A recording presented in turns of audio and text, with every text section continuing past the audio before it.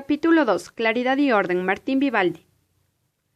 En este capítulo abordaremos los problemas fundamentales de construcción de la frase, partiendo del orden lógico y sintáctico.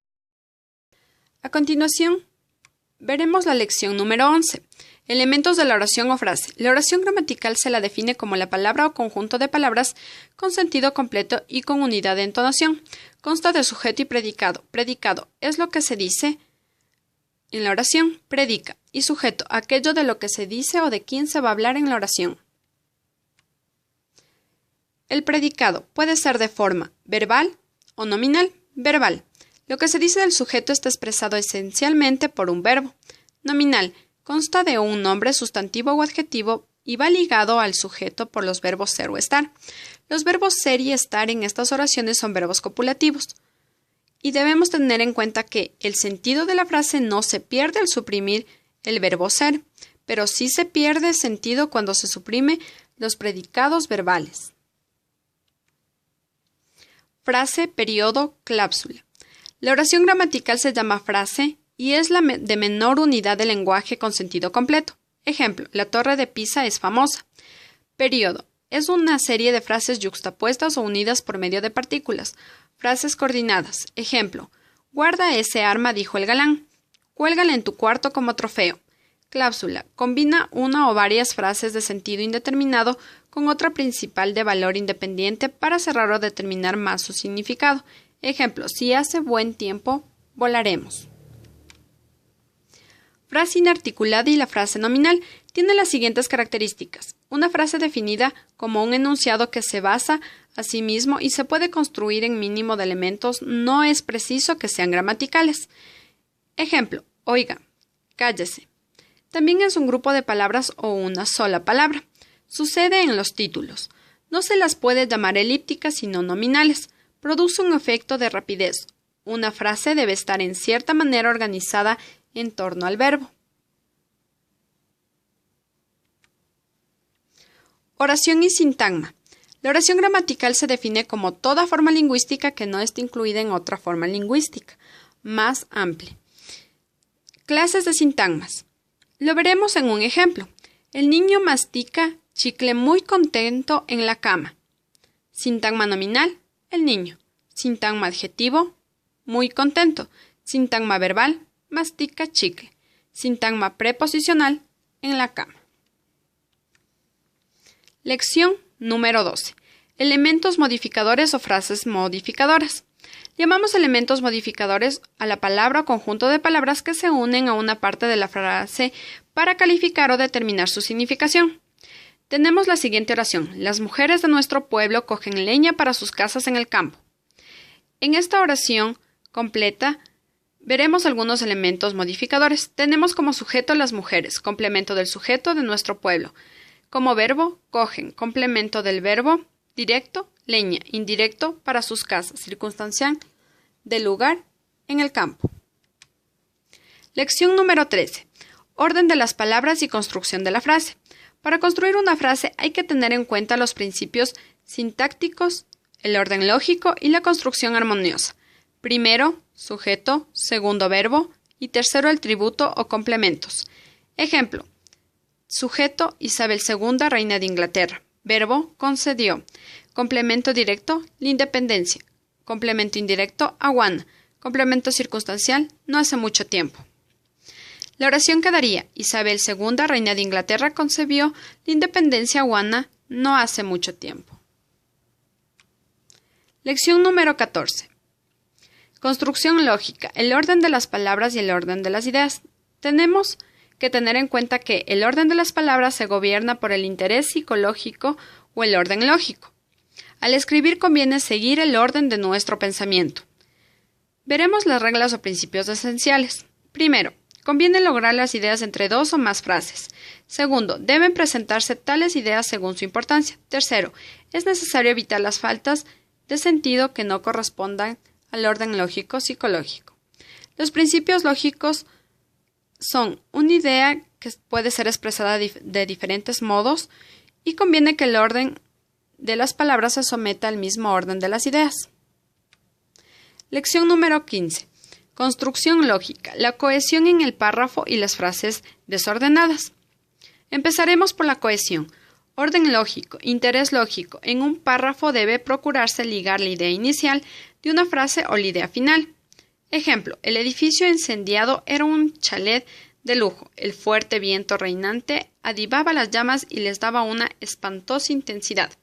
Esa oración está mal estructurada. Quedaría: en medio de este brasero ardiente tuvo que hacerse el salvamiento de los habitantes del chalet. Siguiente, frases desordenadas. El orden de las palabras no se sometió al orden de las ideas. Ejemplo, el maestro obligó a todos los alumnos a someterse al examen médico por orden de la superioridad. Esta frase también está mal estructurada. Quedaría: por orden de la superioridad, el maestro obligó a todos los alumnos a someterse al examen médico.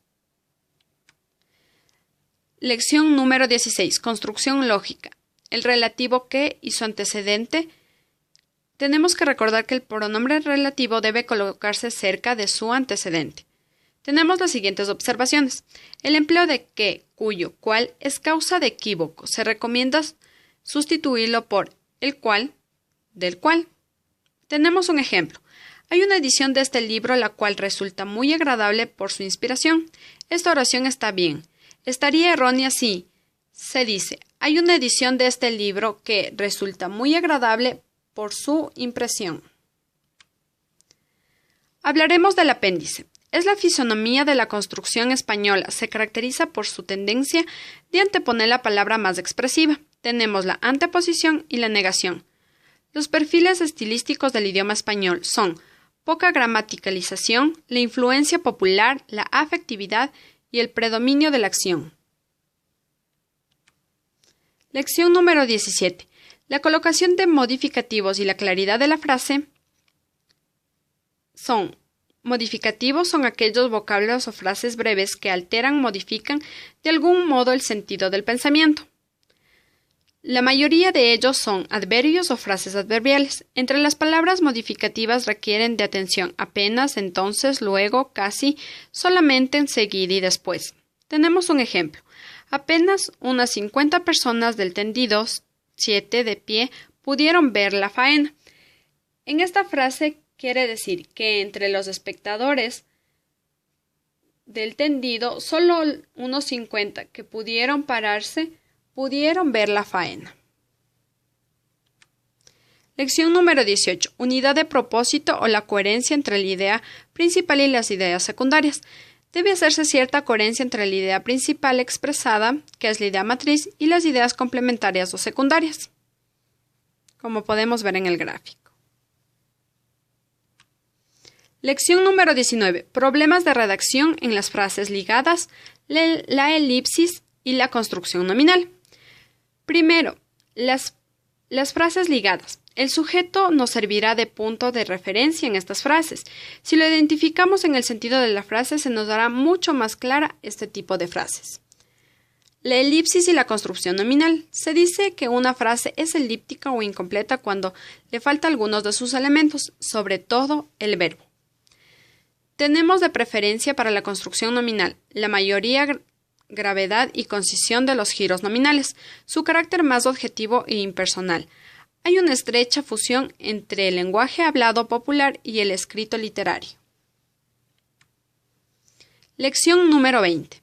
Las partículas y su importancia como elementos de enlace.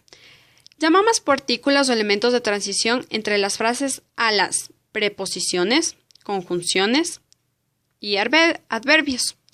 Ejemplo: el conductor pisó a fondo el acelerador, no consiguió pasar al otro choque. Entre estas frases falta la partícula pero, que sería la preposición. Y por esto, esta frase no tiene sentido. Quedaría: el conductor pisó a fondo el acelerador, pero no consiguió pasar al otro choque. Las partículas que suelen presentar más frecuente problema en su redacción son además de, por parte de, asimismo, sin embargo, en efecto, pues, por ejemplo, por consiguiente, puesto que. No resulta elegante el abuso de tales partículas. Hay que emplearlas con precaución para que no se degenere y no se hagan muy repetitivas.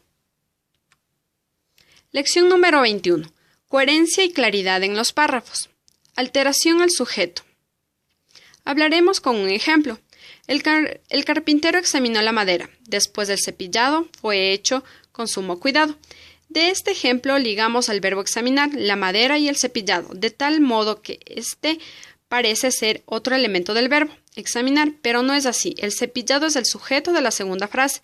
Para evitar la confusión y para que las frases sean coherentes y claras, debemos escribir: el carpintero examinó la madera y la cepilló después cuidadosamente. De este modo, el sujeto principal, es decir, carpintero, está presente como tal sujeto en las dos frases. Y las alteraciones en el verbo se producen por la falta de uniformidad en el empleo de la persona, voz o tiempo del verbo. En una oración, cuando nos toca la teoría, se pone uno muy contento. Esta oración está mal estructurada. Sería: cuando nos toca la teoría nos ponemos muy contentos, ya que al principio está en voz activa y la segunda está en voz pasiva. Al principio el sujeto es nosotros y en la segunda parte el sujeto es uno. Lección número 22. Variedad y armonía. La elección del periodo corto o largo plantea interesantes problemas de redacción. Las frases largas suele resultar oscuro, embrollador, y las frases cortas, enlazada por punto, es causa de monotonía. Lo amplio y lo ampuloso. Lo amplio vale solo como orden de consideración o de orden práctico. Se recomienda mesura y cautela. Y por último, la ampulosidad. En ocasiones es verdor, exceso de palabras, sonoridad excesiva, retórica en el sentido peyorativo de la palabra. Y con esto finalizamos el segundo capítulo de Vivaldi. Muchísimas gracias.